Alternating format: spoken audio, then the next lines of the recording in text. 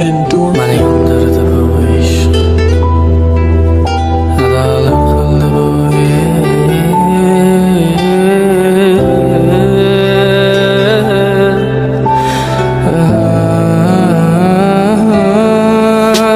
Mani yondirdi bu ish, adolat qildi bu ish. Cheksiz azoblar berdilik, hech birin sezmadi bu ish. Mani yondirdi bu ish, kuydirdi bu ish.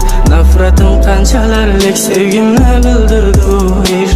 Mani yondirdi bu ish, adolat qildi bu ish. Cheksiz azoblar berdilik, hech birin sezmadi bu ish. Mani yondirdi bu ish, kuydirdi bu ish. Nafratim qanchalarlik sevgimni bildirdi bu ish.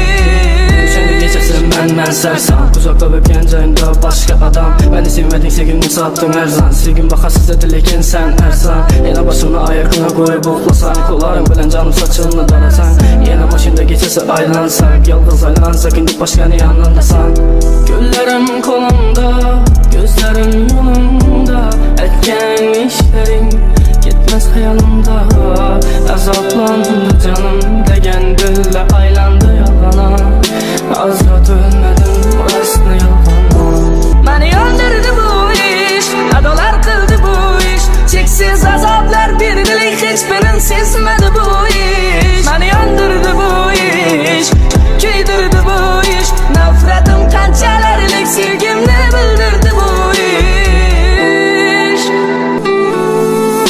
Dertlerim bilan ketaman uzoqqa, uzoqqa. Sen qolding-ku yorug' dunyo, men tuzoqda. Hayot har xil sinov bilan qiynadi azobda. Va'dang hamon turgan bu ko'nglimning tubida. Yomg'irlar yog'ar sensiz ezilgan ko'nglim. Sabr toqat bilan o'tgan har yil tunim. Mendan ne gunoh, ne xato o'tganin bilmam. So'zlamas hech qiynaldi og'rigan tilim. Mani yondirdi bu ish, adolat qildi bu ish. Cheksiz azoblar berdilik, hech birin sezmadi bu ish. Mani yondirdi bu ish, kuydirdi bu ish. Nafratim qanchalarlik sevgimni bildirdi bu ish.